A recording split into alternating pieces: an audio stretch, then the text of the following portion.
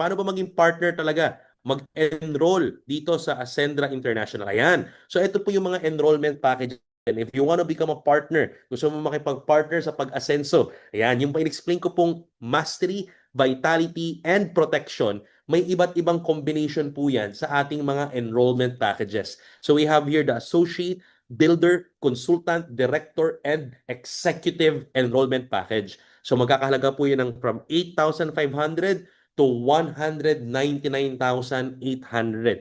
There are different enrollment packages na may iba't ibang combination po ng ating mga solutions. So we have a combination of MVP for every enrollment type. Meron tayong combination ng MV, yun yung mastery and vitality. Meron ding combination ng MP or mastery and protection. So you can choose from any of this package and you can ask help coming from our partners na nag-invite sa'yo o yung mga partners na nag-share sa'yo na itong Zoom na to kung ano ba yung best na enrollment package for you to start depending on what you need. Because in Ascendra International, ang goal namin is to collaborate with you and to create, coming from our solutions, create a value proposition na depende sa kung anong sitwasyon mo ngayon.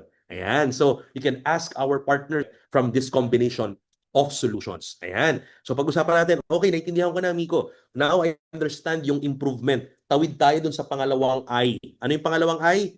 Independence. This time, sa AI forum natin, napaka-importanting pag-usapan yung independence. Kasi nga, maliban sa nag-i-improve ka na, kompleto ka na, may mastery ka, may vitality ka, may financial protection ka, the next thing that we need to talk about, paano ka naman magiging financially independent? Now here, in Ascendra International, naniniwala kami na kailangan marunong tayong mag-manage ng pera. Marami kasing tao, mindset sa pera, pag pera ang pag-uusapan, pera-pera na naman. Ang pera is the root of all evil, no? Ang pera is para lang po yan sa mga gahaman and everything. Now, I want you to understand, hindi po totoo yun.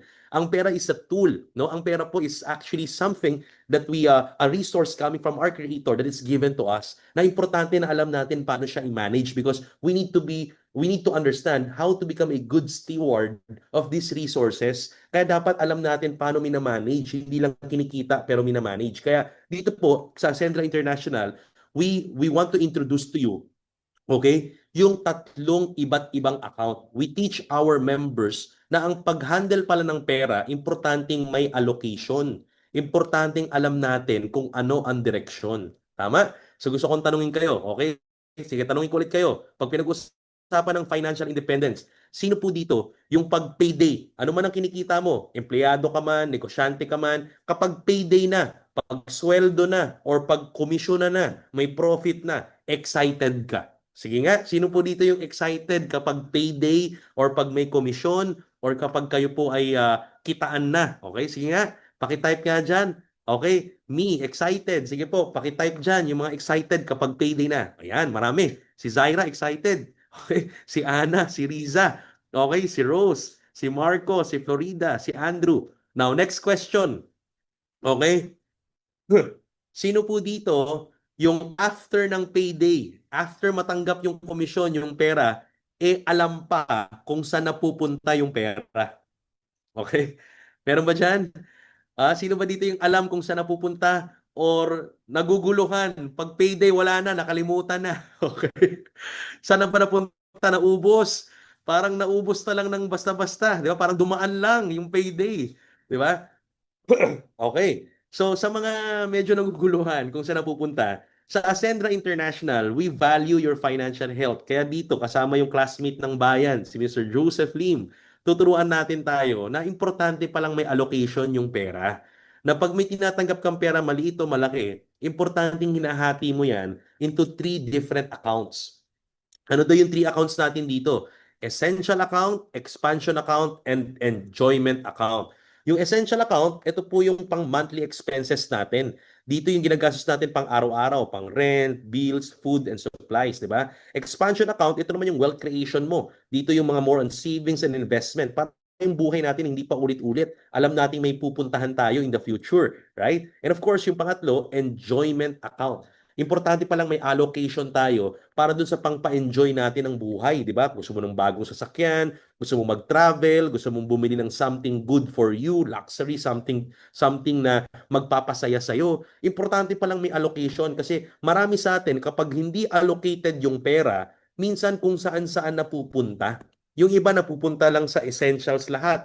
Kaya paulit-ulit lang yung buhay nila. Yung iba naman, napupunta kagad lahat sa expansion. Kaya marami sa atin, expand ng hindi inaaral kung ano yung expansion method o yun, ano yung iniinvestan, ano yung pinagpupuntahan ng pera. Kaya minsan nawawala, nalulugi. Yung iba naman, pag nagkapera, bahala na si Batman. Basta mag-enjoy muna. Di ba? Travel muna. Pag uwi, cup noodles na ang ulam. Di ba? So, yung mga ganong pagkakataon, importante alam natin na may allocation. Kailangan pala pag may pumasok na pera, for example, kung ikaw ay may gusto mong mag-travel, for example, gusto mong mag-travel sa Boracay at ang budget mo, let's say, your budget is 80,000 pesos, okay? Per 80,000, no? For example. So, mga kaibigan, alam natin na pag may pumasok palang pera, kailangan alam mo na kahit 30,000 yan or 40,000 yan, kailangan pala may 8,000 ka, 8,000 na ipapasok sa enjoyment wallet mo para in the next 10 months, alam mo na 10 times 8,000, may 80,000 ka, in 10 months pwede ka mag-travel sa Boracay nang hindi mo iniisip yung pambabayad mo sa essential pagbalik mo.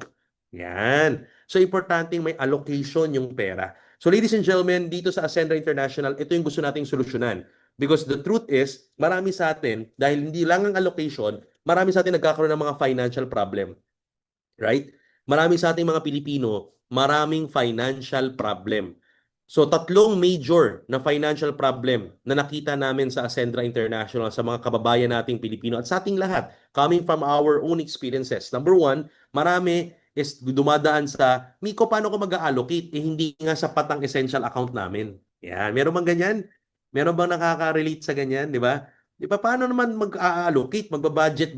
Yung pang-essential pa nga lang eh. Yung pang-araw-araw pa nga lang hindi na sapat. Yan. Kung problema yan, susolusyonan natin yan dito. Pangalawang problema, walang sapat na emergency fund or savings, Miko eh. Ang problema ko, kaya hindi ako maka-move forward sa buhay ko, kaya paulit-ulit kasi walang sapat na emergency fund. Pag sinabing emergency fund, ito yung parang savings mo, yung buffer mo, 'di ba? So walang sapat na emergency fund or savings to expand the life. Yan.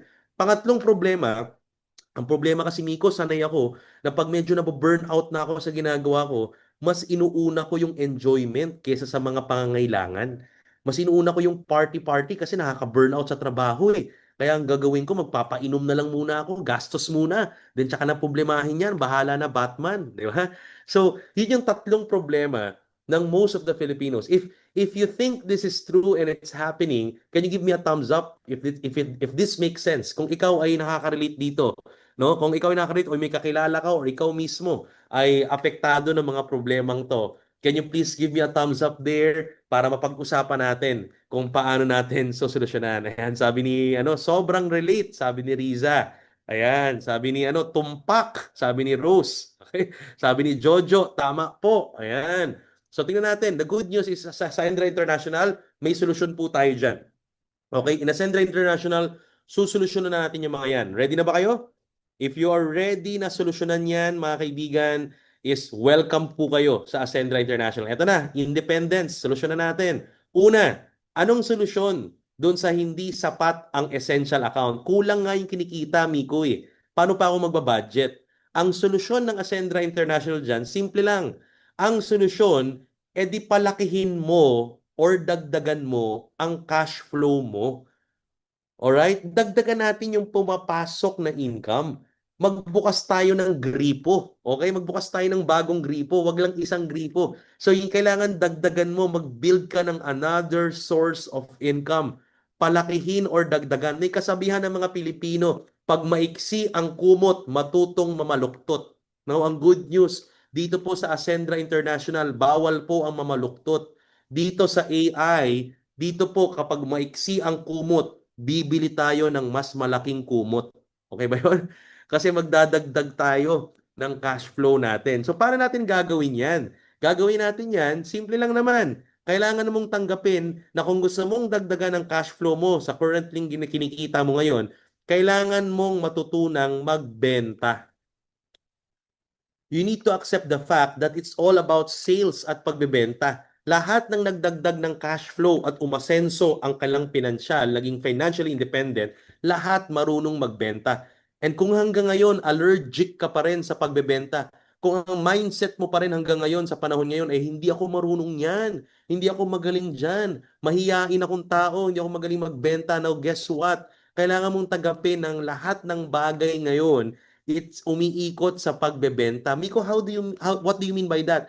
Kahit ano pang ginagawa mo, kahit empleyado ka, actually nagbebenta ka. All right? Because the fact is everything surrounds from exchange of energy. It's all about trades. It's all about exchange of energy. Kahit empleyado, pag ikaw nag-apply ng trabaho, technically, you are actually selling. Kaya nga gumagawa tayo ng curriculum vitae, gumagawa tayo ng resume. Ginagandahan mo yung resume mo, hindi ka magsalagi ng pangit sa resume. Pagpasa mo ng resume at natanggap ka for interview, gagalingan mo rin sa interview. Kasi kailangan malupit ka. So, binibenta mo yung sarili mo. And once nabilin na yung serbisyo mo, yung oras mo, technically, you earn a profit. You earn an income. So, it's an exchange of energy. It's an exchange. It's a trading. Nung unang panahon pa, nung wala pang pera or tinatawag na currency, talagang trading or barter ang ginagawa natin. Pagbebenta talaga. Kung anong mas valuable sa'yo, na hindi pa ganun ka-valuable sa akin, at ano yung valuable sa akin, na hindi ganun ka-valuable sa'yo, we exchange. So everything boils down to an exchange on trade of energy. So ganun po talaga, kailangan matuto tayong makipag-exchange, matuto tayong makipag-trade, matuto tayong magbenta. Diba? So again, itong pagbebenta na to, ito yung magpapalaki ng cash flow mo. So sa Ascendra International, hindi ka na mag-iisip, ano bang ibebenta? Kung ngayon maintindihan ko na kailangan ko palang magbenta, okay Miko, ready akong dagdagan yung cash flow kasi sawang-sawa na ako sa kulang ang essential. Gusto kong magbenta na. Eh anong ibebenta ko? Good news. Dito sa Ascendra International, dalawa lang ang ibebenta natin. Enrollment package at saka yung mga produkto, services, or solutions natin. Okay? So tayo na po yung nag-isip ng inyong ibebenta. Kami na po yung naghanap ng mga magagandang serbisyo at produkto at solusyon na pwede nyo pong ibenta at pagkakitaan. So as you can see here, meron tayong iba't ibang enrollment package na nakita nyo kanina. From associate, builder, consultant, director, executive, na may combination ng mga solutions, di ba? Yung mastery, vitality, and protection. So pag nakabenta ka ng any of those enrollment packages, meron kang makikitain na tinatawag na direct referral bonus. So sa bawat mabebenta mo na enrollment package, may direct referral bonus ka. Depende sa current rank or current position mo or current package or entry package na kinuha mo. So for example here, makikita nyo, kung ikaw ay nasa executive level, sa bawat associate na mapapa-enroll mo, you have 1,700 pesos. Okay? Direct referral bonus. Income na po kagad yan. Dagdag na kagad yan sa cash flow mo. Sa bawat builder, 3,500. Sa bawat consultant, 9,000 pesos. Sa bawat director, 22,000. At sa bawat executive, 40,000 pesos. So imagine, dagdag na po yan kagad sa pang-araw-araw mo. Dagdag na kagad yan sa essential account mo or essential wallet mo. Alright? So ayan. So basically, nag-iiba lang po yung ating direct referral depende sa rank. So depende kung mas maliit ang rank mo or mas maliit na entry package at nakapag-refer ka ng mas malaki, doon lang nagkakaroon ng difference. Okay? So yan mga kaibigan, yung ating direct referral. Now, meron din, pwede ka rin magbenta ng mga product and services natin. Ito naman, may income ka whenever you share the solution. So just imagine, pag nakabenta ka pala ng isang Omega Life at 3,200, diretsyong meron kang rebate ng 1,600 pesos. Ganun kalaki. Dagdag na kagad yan sa cash flow mo. Dagdag na sa essential account mo. Pag nakabenta ka ng Best Barley at 1,150, may diretsyo kang rebate na 550 pesos. O, pag ikaw naman is nakapag-share at nakapag-enroll ka ng affiliate member na may coverage, yung basic AI and premium AI, automatic may 1,000 pesos ka sa bawat affiliate member na mapapa-enroll mo na may coverage. Tapos sa bawat premium naman, may 1,700 ka. Dagdag kagad yan sa cash flow mo. Yan yung para sa ating essential account. para madagdagan yung essential, para hindi ka na namamuluktot. Dagdagan natin yan. Matuto ka magbenta. Pag dito, ituturo rin namin sa iyo paano ibebenta yan. Ayos. Alright. Now, next, no? Ito na, pangalawang problema, Miko. Okay na ako, makakadagdag. Ang problema, wala akong wala akong emergency fund or savings. No, okay yung lumalaki yung essential account ko, pero paano naman yung pang savings and pang emergency fund ko? Now, the good news is that may solusyon din po tayo diyan.